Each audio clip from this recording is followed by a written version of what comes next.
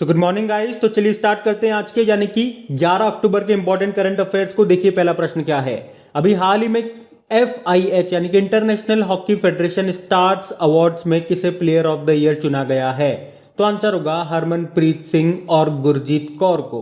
तो अभी international hockey federation ने भारतीय हॉकी खिलाड़ियों के लिए FIH स्टार्स अवार्ड्स के 2020-21 के संस्करण में जीत हासिल की है। जैसे कि बात करेंगे मतलब अलग अलग कैटेगरी में इस प्रश्न में पूछा गया प्लेयर ऑफ द ईयर किसे चुना गया, तो पुरुषों में तो हरमनप्रीत सिंह को और महिलाओं में गुरजीत कौर को चुना गया। वहीं गोलकीपर ऑफ द ईयर की बात करेंगे तो पुरुषों में PR श्रीजेश को और महिलाओं में सविता पुनिया को।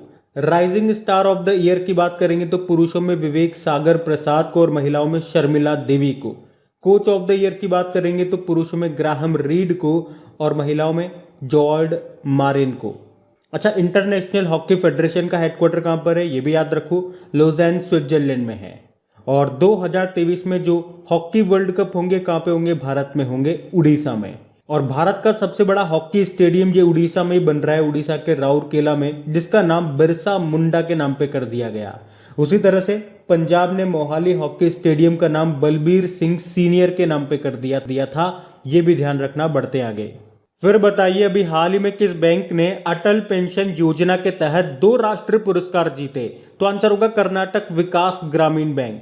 तो कैनरा बैंक द्वारा प्रायोजित यानी कि स्पॉन्सर्ड कर्नाटक विकास ग्रामीण बैंक ने pension fund regulatory and development authority से अटल पेंशन योजना के तहत महत्वपूर्ण नामांकन के लिए 2 राष्ट्रीय पुरस्कार जीते और उनके नाम क्या है?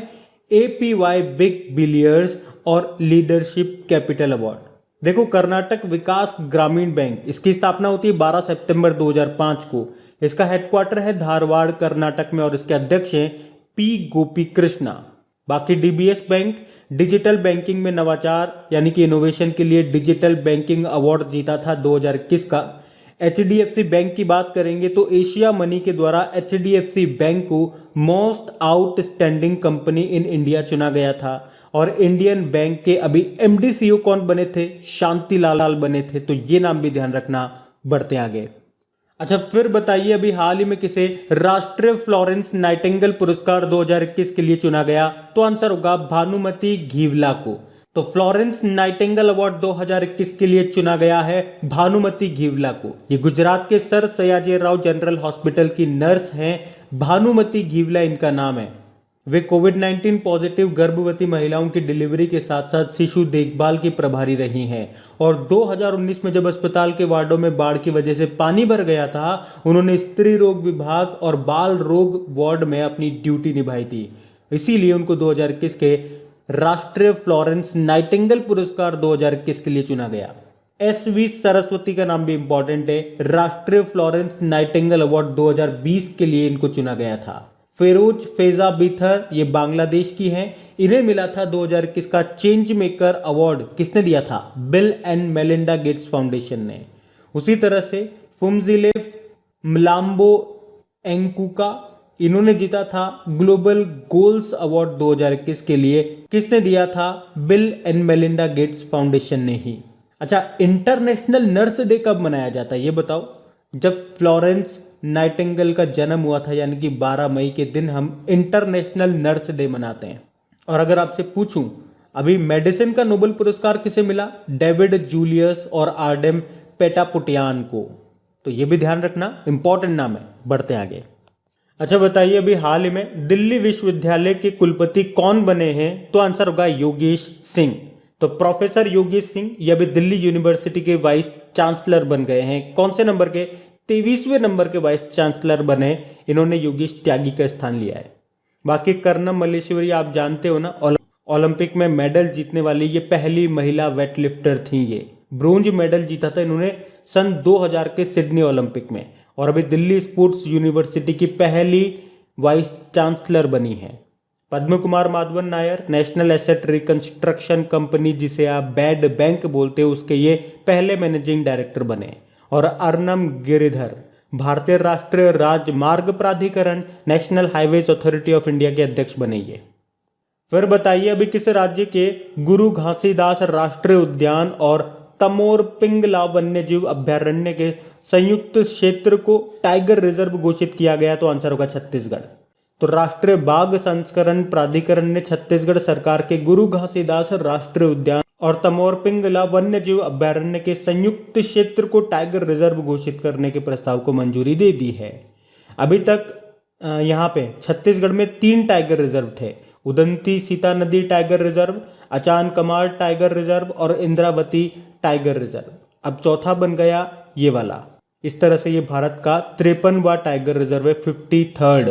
वैसे भारत का 52वां टाइगर रिजर्व कौन सा था? राजस्थान का Ramgarh Vishdhari wild life sanctuary जो आपको मिलेगा बूंदी में, वो राजस्थान का चौथा और भारत का 52वां था।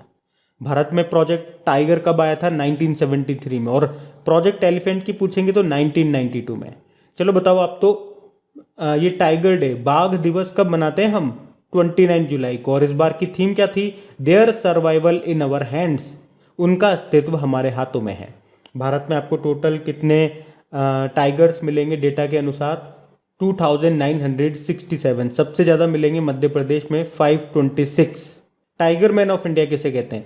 कैलाश सांखला को कहा जाता है। और टाइगर की संख्या को डबल करने का लक्ष्य हमारा 2022 का है, पर समय से पहले डबल कर दिया पीलीभीत टाइगर रिजर्व ने जो उत्तर प्रदेश का है, इसीलिए तो उसको TX2 अवार्ड मिला था। तो ये भी ध्यान रखना। बढ़ते आगे। फिर बताइए, अभी हाल ही में विश्व बेघर दिवस ये कब मनाया गया? 10 अक्टूबर को। वर्ल्ड होमलेस डे इंग्लिश में बोलेंगे, हर साल 10 अक्टूबर को मनाया जाता है। पहली बार इसे मनाया गया था 10 अक्टूबर 2010 को। उद्देश्य क्या है? बेघर लोगों की ओर ध्यान आकर्षित करना और इसके साथ ही समुदाय को बेघर लोगों की मदद करने के अवसर प्रदान करना। वैसे 10 अक्टूबर को मृत्युदंड के खिलाफ विश्व दिवस, world day against the death penalty के रूप में भी मनाते हैं। और 10 अक्टूबर को विश्व मानसिक स्वास्थ्य दिवस, वर्ल्ड मेंटल हेल्थ डे के रूप में भी मनाते हैं। और इसकी थीम भी थी एक असमान दुनिया में मानसिक स्वास्थ्य। अब अक्टूबर में कौन कौन से इंपॉर्टेंट डेज मनाए, हर बार मैं आपको बताता हूं।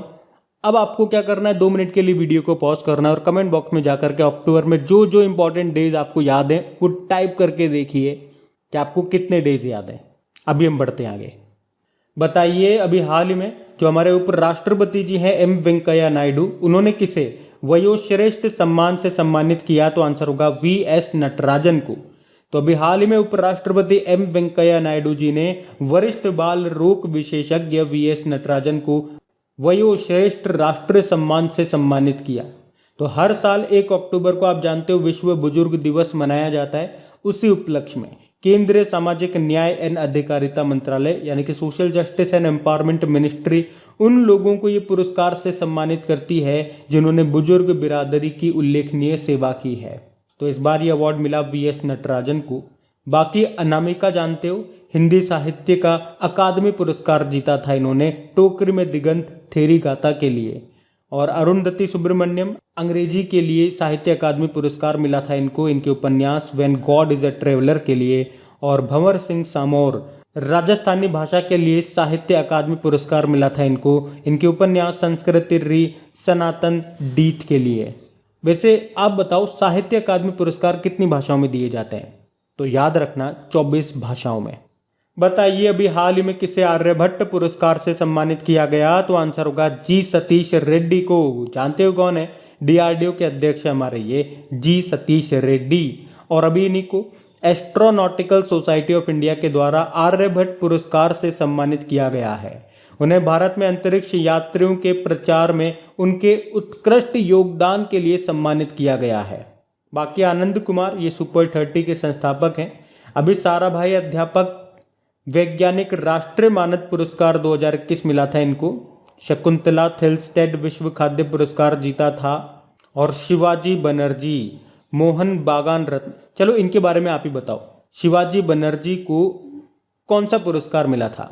बढ़ते हैं आगे। अच्छा बताइए, अभी हाल ही में पाकिस्तान के परमाणु कार्यक्रम के जनक माने जाने वाले क्या नाम है इनका? नाम तो आप ही को बताना, इनका भी निधन हो गया। तो आंसर होगा अब्दुल कादिर खान। पाकिस्तान के परमाणु कार्यक्रम के जनक माने जाने अब्दुल कादिर खान का भी निधन हो गया। तो पाकिस्तानी परमाणु वैज्ञानिक को अपने देश को दुनिया की पहली परमाणु शक्ति बनाने के लिए एक राष्ट्रीय नायक के रूप में सम्मानित किया जाता है। हालांकि बाद में उन पे ईरान, लीबिया और नॉर्थ कोरिया के साथ अवैध रूप से न्यूक्लियर टेक्नोलॉजी साझा करने के आरोप लगाए गए थे और उन्हें नजरबंद कर दिया गया था। नाम था अब्दुल कादिर खान, जिनका निधन हो गया अभी। अच्छा, आप तो ये बताओ, एशिया का पहला न्यूक्लियर रिएक्टर कौन सा है? अप्सरा रिसर्च रिएक्टर, जो स्थापित किया गया है मुंबई में। अच्छा, यूं बता दो आप तो, कैगा न्यूक्लियर पावर प्लांट आपको कहाँ मिलेगा भारत में? कर्नाटक में। Kakrapar nuclear power plant Gujarat में। कुडनकुलम न्यूक्लियर पावर प्लांट की बात कर रहे हैं या कलपक्कम न्यूक्लियर पावर प्लांट की बात करें, ये आपको मिलेंगे तमिलनाडु में। नारोरा न्यूक्लियर पावर प्लांट आपको उत्तर प्रदेश में मिलेगा और तारापुर न्यूक्लियर पावर प्लांट आपको मिलेगा महाराष्ट्र में।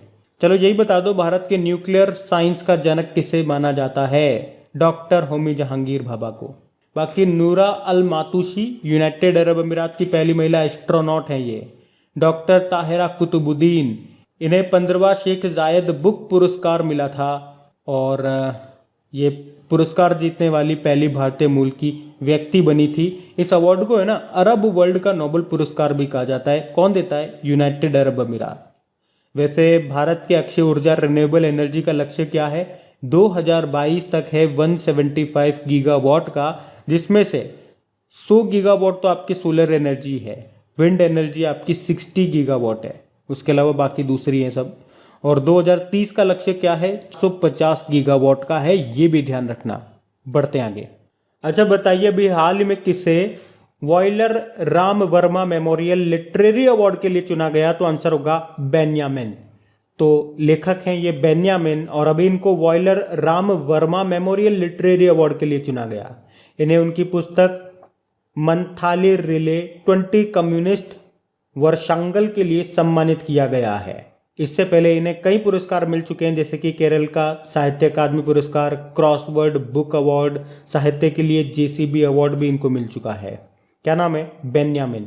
एम वेंकैया नायडू हमारे उपराष्ट्रपति हैं। अभी असम सरकार ने गोपीनाथ बारदोले पुरस्कार से सम्मानित किया था। डॉक्टर शैलेंद्र सिंह, कछुओं के संरक्षण के लिए बेहलर टर्टल कंजर्वेशन अवार्ड 2021 जीता। और नमिता गोखले 7वां यामिन हजारिका पुरस्कार जीता था इन्होंने। फिर बताइए, अभी हाल ही में 120 भाषाओं में गाना गाकर के गिनेज रिकॉर्ड बनाया किसने? सुचेता सतीश ने। तो 16 साल की है ये सुचेता सतीश, इन्होंने 120 भाषाओं में गाना गाकर के गिनेज रिकॉर्ड बनाया है। उन्होंने अभी 19 अगस्त 2021 को दुबई में भारतीय वाणिज्य दूतावास में आयोजित एक कार्यक्रम में प्रस्तुति दी। उन्होंने 120 भाषाओं में लगातार 7 घंटे 20 मिनट तक गाना गाया। गजब बात है। बाकी अयान शंकटा 2021 के लिए international young eco hero award मिला था इनको। SV सरस्वती, ये मैंने आपको पीछे भी बताया था, फिर से रिपीट हो रहा है नाम, राष्ट्रीय फ्लोरेंस नाइटिंगेल पुरस्कार 2020 जीता था। और साइरस पूनावाला आप जानते ही हो, सीरम इंस्टीट्यूट ऑफ इंडिया के ये अध्यक्ष हैं। और सीरम इंस्टीट्यूट ने ही कौन सी दवा बनाई थी कोविड-19 की? कोविशील्ड। और अभी ने 2021 के लिए लोकमान्य तिलक राष्ट्रीय पुरस्कार के लिए चुना गया था, ये भी ध्यान रखना। बढ़ते आगे। फिर बताइए, अभी हाल ही में किस देश के पूर्व राष्ट्रपति अबोल हसन बानी सदर का निधन हो गया? तो आंसर होगा ईरान। तो 1979 की इस्लामिक क्रांति के बाद ईरान के पहले राष्ट्रपति थे ये अबुल हसन, और अभी इनका निधन हो गया। वे national council of resistance of Iran के सह स्थापक भी थे। अब बात ईरान की है, तो ये रहा मैप में ईरान। देखो, ईरान की कैपिटल तेहरान है, करेंसी है तोमान, और नए प्रेसिडेंट भी इसके बने थे अभी, इब्राहिम रईस नाम है। और आपको याद होगा, अभी शंघाई कोऑपरेशन ऑर्गेनाइजेशन का स्थायी सदस्य बना था कौन सा? ईरान। ये मोस्ट इंपॉर्टेंट क्वेश्चन है। बाकी अभी ईरान के पहले उपराष्ट्रपति बने थे कौन? मोहम्मद मोखबर। अभी ईरान ने एक सरकारी डेटिंग एप्लीकेशन भी लॉन्च किया था हमदम नाम से। और ईरान का सबसे शक्तिशाली सुपर कंप्यूटर का नाम क्या है? सीमॉर्ग है। उसी तरह से याद रखना, विश्व का सबसे शक्तिशाली सुपर कंप्यूटर जापान का है, उसका नाम है फुगाकू। तो अब बात करेंगे कल के वीडियो में पूछे गए प्रश्न के उत्तर की। तो कल के वीडियो में आपसे पूछा गया था कि भारत ने किस देश के साथ अभी अजय वॉरियर नाम का अभ्यास किया था? तो आंसर होगा यूके के साथ में। कहाँ पे? उत्तराखंड के चूबटिया में। आप सभी ने प्रश्न का बिल्कुल सही उत्तर दिया है।